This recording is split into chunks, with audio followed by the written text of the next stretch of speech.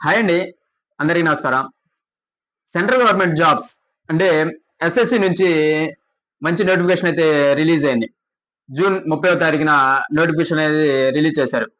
ఈ మొత్తంగా electrical, civil engineer, mechanical ఈ డిపార్ట్‌మెంట్‌లకు సంబంధించి జూనియర్ ఇంజినీర్ పోస్టులకు సంబంధించి నోటిఫికేషన్ అయితే రిలీజ్ చేశారు.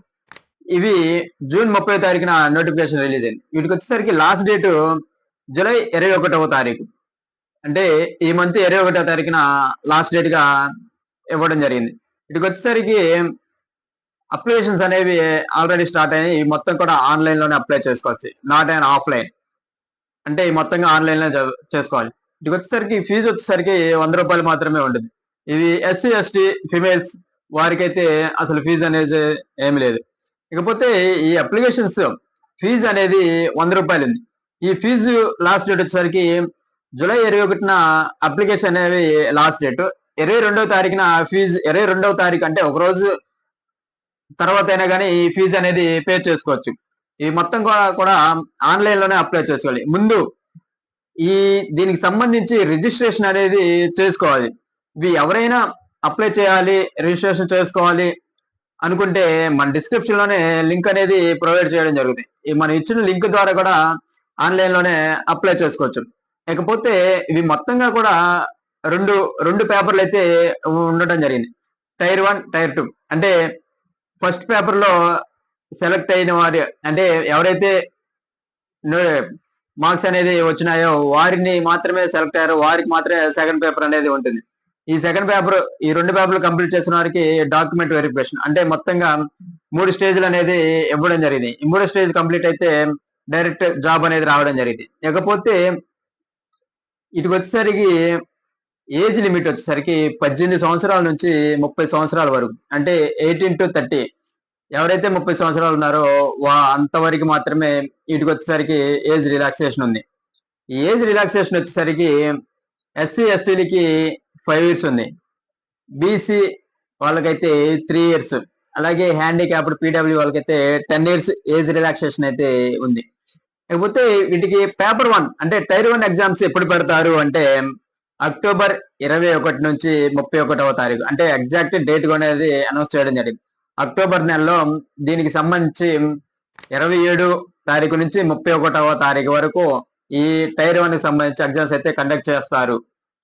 దీనికి సంబంధించి ఆన్‌లైన్ లోనే హాల్ టికెట్స్ అనేది ఒక 1 వీక్ ఆర్ 10 డేస్ ముందు రిలీజ్ చేయడం జరుగుతుంది.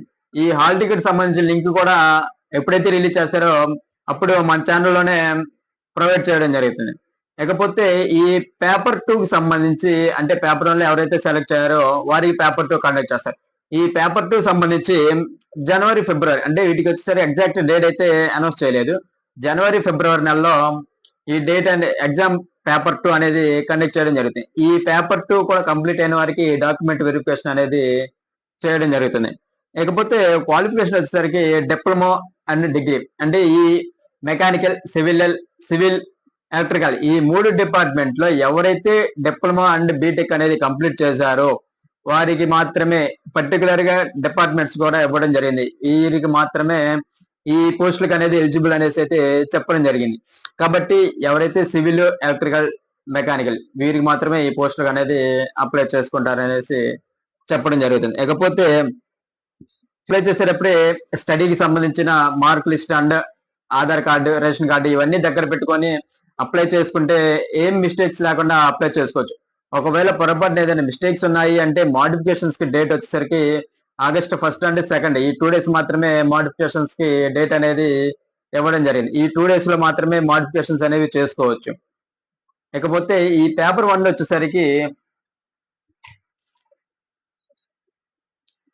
మొత్తం 200 క్వశ్చన్స్ ఉన్నాయి. 200 మార్కులు. టైం వచ్చేసరికి 120 మినిట్స్. 200 marks, 200 questions, 120 minutes. ఇవి పేపర్ 1. పేపర్ 1 మొత్తం వచ్చేసరికి ఆబ్జెక్టివ్ టైప్ లో ఉంటుంది. అంటే మల్టిపుల్ చాయిస్ ఆబ్జెక్టివ్ టైప్ లో ఉంటాయి. ఈ సిలబస్ వచ్చేసరికి ఇంటెలిజెన్స్ అండ్ రీజనింగ్ లో 50 మార్క్స్ ఉంటాయి, 50 క్వశ్చన్స్ ఉంటాయి. అలాగే జనరల్ అవేర్నెస్ లో 50 మార్క్స్ అండ్ 50 క్వశ్చన్స్. అలాగే జనరల్ ఇంజనీరింగ్ లో 100 మార్క్స్ అండ్ 100 క్వశ్చన్స్. ఈ మొత్తంగా 200 మార్క్స్ ఉంటాయి, 200 క్వశ్చన్స్, 120 మినిట్స్ టైం అనేది కొంచెం జాగ్రత్తగా అబ్జర్వ్ చేసుకోండి. 120 మినిట్స్ మాత్రమే ఇవ్వడం జరిగింది.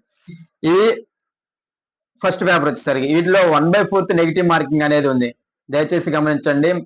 4 మార్కులు అనేవి తప్పుగా పెడితే 4 క్వశ్చన్లు అనేవి తప్పుగా పెడితే 1 మార్క్ అనేది కట్ అవడం జరుగుతుంది. కాబట్టి 1/4 నెగిటివ్ మార్కింగ్ ఉంది. ఇక పేపర్ 2కి వచ్చేసరికి డిస్క్రిప్టివ్ టైప్ లో ఉంటుంది.